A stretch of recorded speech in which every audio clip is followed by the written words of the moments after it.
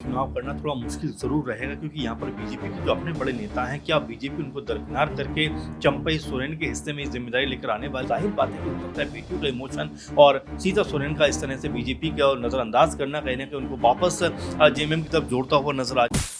झारखंड में भारतीय जनता पार्टी ने विधानसभा चुनाव जीतने के लिए एक चेहरे को मोहरे के रूप में इस्तेमाल किया।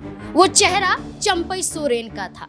झारखंड के पूर्व मुख्यमंत्री और मौजूदा विधायक हैं चंपई सोरेन। झारखंड मुक्ति मोर्चा के साथ और झारखंड को मुक्ति दिलाने के लिए कहीं ना कहीं बड़ा योगदान चंपई सोरेन ने दिया था।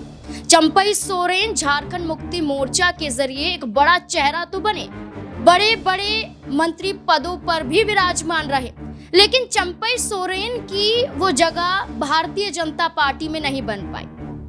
चंपई सोरेन ने विधानसभा का चुनाव सरायकेला से जीता तो सही, लेकिन बीजेपी में वो जगह नहीं बना पाए। लेकिन इस बार कहा जा रहा है कि चंपई सोरेन को सम्मान जरूर मिलेगा और वो सम्मान बीजेपी नेता प्रतिपक्ष के रूप में दे सकती है। यानी कि झारखंड में विपक्ष की तरफ से कौन होगा वो नेता जो विधानसभा में बीजेपी की आवाज को बुलंद करता हुआ नजर आएगा। एनडीए गठबंधन को मजबूत करने के कवायद में सत्ता पक्ष को ललकारता हुआ दिखाई देगा। चंपई सोरेन का नाम तो दिखाई दे रहा है, लेकिन बीजेपी में एक और चेहरे की भी एंट्री हुई थी। वो चेहरा महिला चेहरा थी, सीता सोरेन। चंपई सोरेन के साथ साथ देखा जाए तो सीता सोरेन भी भारतीय जनता पार्टी में शामिल हुई थी चुनाव से पहले।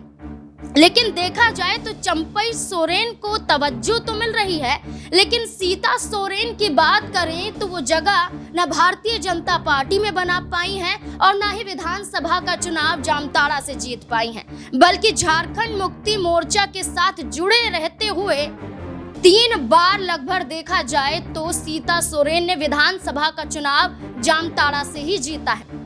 हाल फिलहाल की बात करें, जब जामताड़ा पर वोटिंग के तहत गिनतियां शुरू हो रही थी, जब हम देख रहे थे कि काउंटिंग हो रही थी, तमाम सीटों को लेकर रिजल्ट सामने आने वाला था, उस दौरान जामताड़ा पर सीता सोरेन की बेटियां भी मौजूद थीं।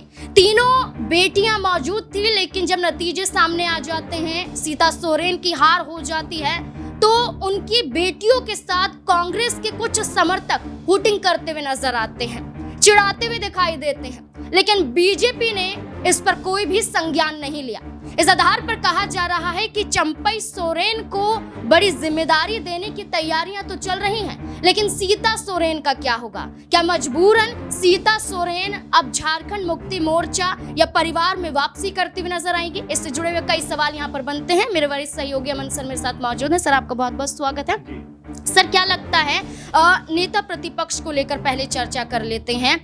बाबूलाल मरांडी का नाम भी चर्चाओं में है और चंपई सोरेन का नाम भी चर्चाओं में है। बीजेपी चाहती है कि सदन के अंदर कोई आदिवासी चेहरा ही होना चाहिए। क्या लगता है कि चंपई सोरेन नेता प्रतिपक्ष बन पाएंगे? देखिए, अभी कह सकते हैं कि बीजेपी के लिए चुनाव करना थोड़ा मुश्किल ज़रूर रहेगा क्योंकि यहाँ पर बीजेपी के जो अपने बड़े नेता हैं, क्या बीजेपी उनको दरकिनार करके चंपई सोरेन के हिस्से में जिम्मेदारी लेकर आने वाली है? अभी इसके बारे में कहना और सोचना मेरे ख्याल से बाकी मुश्किल होने वाला है क्योंकि कोई स्थिति अभी तक स्पष्ट नज़र नहीं आती। आपने देखा कि जब हरियाणा की बात हुई थी, नायब सिंह सैनी मुख्यमंत्री बने थे, उसके बाद बीजेपी ने ये बात कही थी कि भाई हमने तो मुख्यमंत्री बना लिया, लेकिन इनसे नेता प्रतिपक्ष का चुनाव भी नहीं हो पाया। और वही हचर बीजेपी का यहाँ पर नजर आता है कि यहाँ पर इंडिया गठबंधन ने अपना मुख्यमंत्री बना लिया, शपथ ग्रहण समारोह भी कल हो गया, लेकिन बीजेपी की तरफ से कौन चेहरा कह सकते हैं नेता प्रतिपक्ष होगा, इसके नाम पे मोहर नहीं लगी है। आपने 2-3 नामों का जिक्र किया जो जाहिर बात है कि जेएम के एक समय सबसे मजबूत पिलर और मजबूत नेताओं में शुमार होते थे।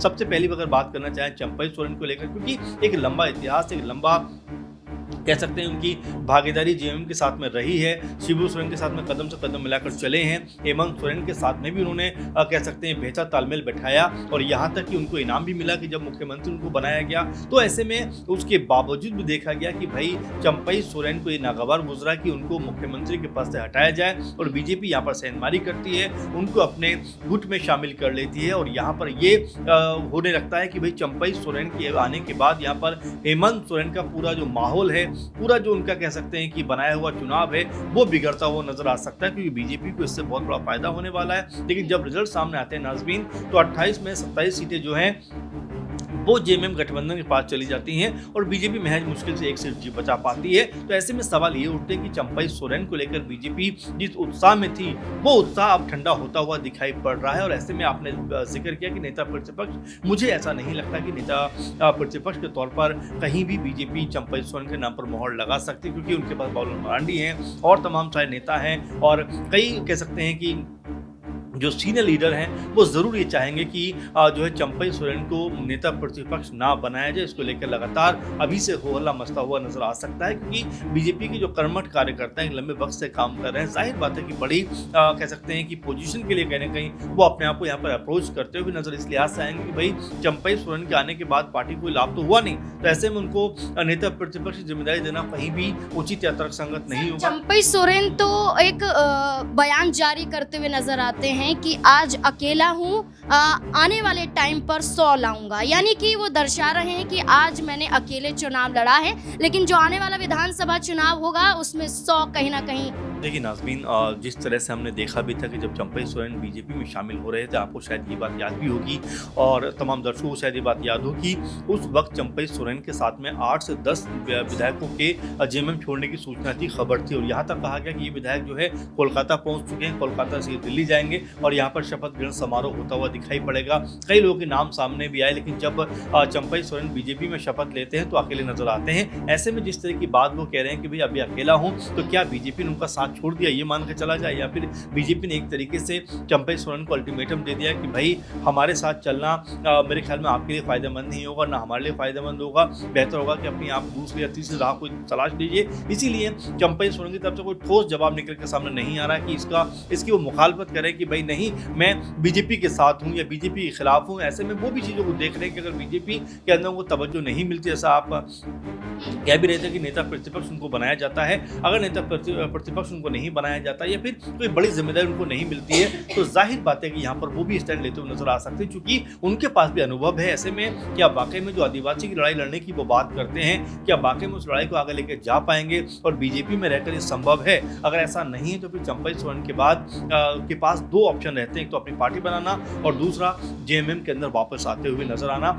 आपने दूसरा सवाल किया सीता सोरेन को लेकर। देखिए सीता सोरेन भी हेमंत परिवार की बहुत मजबूत सदस्य हैं, उनके बड़े भाई हैं, दुर्गा सोरेन की पत्नी हैं और हमेशा देखा गया है कि शिबू सोरेन उनको बहुत तवज्जो भी देते हैं कि वो घर की बड़ी बहू हैं। लेकिन जिस तरह से वो नाराज़ हुई और कह सकते हैं कि जिस तरह से हर बार खफा वो नजर आई, यहाँ तक कहा गया कि भाई हेमंत सोरेन मुख्यमंत्री बनने के लिए नहीं, बल्कि अगर मुख्यमंत्री बनने के लिए सबसे कोई काबिल था तो अपने पति की बात मैं थी और मेरा नाम निकल कर आगे आना चाहिए था। लेकिन अभी तक भी देखा गया कि जेएमएम की तरफ से कोई बड़ी पहल इसको लेकर नहीं हुई। लेकिन अब जिस तरह से बीजेपी के अंदर वो शामिल हुई, चुनाव हार गई, बेटियों के साथ में जिस तरह से हुटिंग और तमाम तरह की चीज़ें होती हुई नजर आई, बीजेपी की तरफ से कोई स्टैंड नहीं लिया गया। इन तमाम चीज़ों को देखते हुए कहा जा सकता है कि यहाँ पर सीता सोरेन जो है वो भी अब वापसी करती हुई नजर आ सकती है, क्योंकि उनको भी बीजेपी में जो तवज्जो मिलनी चाहिए नाज़रीन, वो तवज्जो मिलती हुई नजर नहीं आई है। बिल्कुल सर, सीता सोरेन की बात करें तो एक रिश्ता जो हम देखते हैं वो बीजेपी के साथ कायम नहीं कर पाई।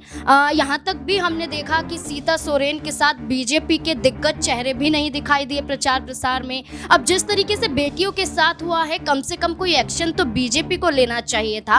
एक्शन ना लेना और सीता सोरेन की खामोशी बरकरार रखना क्या दर्शाता है कि झारखंड मुक्ति मोर्चा की तरफ से कोई संकेत दिया जा सकता है कि हम आपकी बेटियों को इंसाफ दिलाएंगे, वो हमारी बेटी खुद हैं, तो क्या इंसाफ के बदौलत भी वो जेएमएम में वापसी कर सकती है? देखिए बिल्कुल, और दूसरी बात ये भी है कि जो कह सकते सीता सोरेन की बेटियां हैं दोनों, जयश्री और राजश्री, उन्होंने ये बात कही थी, अपने चाचा की तारीफ भी उन्होंने कुछ समय पहले की थी। तो जाहिर बात है कि हो सकता है बेटियों का इमोशन और सीता सोरेन का इस तरह से बीजेपी का नजरअंदाज करना कहीं ना कहीं उनको वापस जेएमएम की तरफ जोड़ता हुआ नजर आ जाए। यहाँ पर जयश्री और राजश्री ने तो अपना संगठन तो बनाया दुर्गा सोरेन के नाम से, लेकिन वो संगठन अभी उतना मजबूत नहीं हो पाया, इसीलिए वो बीजेपी में गए। लेकिन बीजेपी में आप देखिए उनको ना तो कोई तवज्जो मिल रही, ना कोई कह सकते हैं बड़ा पद मिला, और चुनाव में उतरी तो वहाँ पर चुनाव में भी हारती हुई नजर आई। तो ये तमाम ऐसे कारण हैं जहाँ पर नाज़रीन लगता है कि यहाँ बीजेपी को छोड़कर एक बार फिर अपने कुनबे की तरफ वापस सीता सोरेन लौट सकती सकते हैं। और देखिए घर का जो सदस्य होते हैं, घर के जो परिवार के लोग होते हैं, वो कहीं ना कहीं आपको अपनाना चाहते हैं, आपके साथ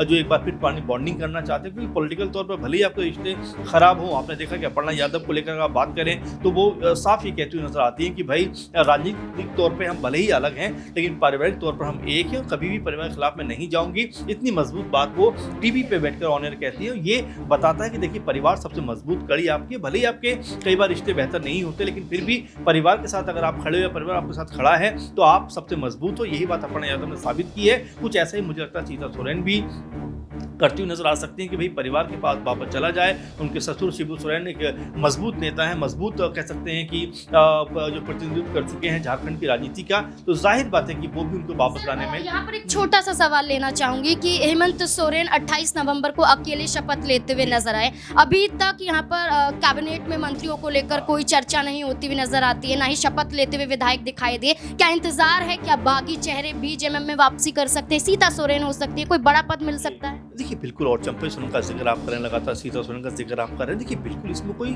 ऐसा नहीं है। देखिए पॉलिटिकल तौर पर कई बार आप अलग थलग हो जाते हो, कई बार नाराजगी ऐसी होती है कि आप जज्बात में आकर कुछ फैसले कर लेते हो। और यहाँ पर जिस तरह देखा जाए सीता सोरेन कई बार विधायक रही हैं जेएमएम से, चंपई सोरेन मुख्यमंत्री तक रहे हैं जेएमएम से, तो ऐसे में पार्टी को लेकर नाराजगी नहीं होगी। होता है कई बार कि आपसे रिश्ते उतने बेहतर नहीं रह पाते या कुछ तलखियां आपस में बढ़ जाती हैं, उसको लेकर कहीं ना कहीं आप फैसला करते हो जज्बात में आकर। लेकिन अब जिस तरह सच्चाई नजर आ रही होगी तो कोई बड़ी बात नहीं है कि यहाँ पर उनकी वापसी होती नजर आए। आपने मंत्रिमंडल की बात की, देखिए झारखंड में हम मंत्रिमंडल की बात करें, लेकिन महाराष्ट्र में तो अभी तक मुख्यमंत्री का चेहरा तय नहीं हो पा रहा है। तो ऐसे में देखिए बहुत सारी चीजें जो समय के साथ में तय होती है, समय के साथ में बैठकर, क्योंकि जब कई दल होते हैं तो सबकी राय मशवरा करना बहुत जरूरी है। और यहाँ पर जो नाम निकल कर सामने आ रहे हैं, क्योंकि 6 लगभग जो मंत्री मुख्यमंत्री लगाकर जेएमएम से आ सकते हैं, 4 कांग्रेस पार्टी से, 1 या 2 आरजेडी खेमे से आ सकते हैं। तो अभी इसको लेकर पूरी भूमिका बननी बाकी है। स्पीकर कौन होगा, डिप्टी स्पीकर कौन होगा, तमाम जो पद होते हैं उसको किस तरह से बांटा जाए, किस तरह से उनको आपस में एक दूसरे को दिया जाए, तो ये तमाम चीज़ें होती हैं। इसको लेकर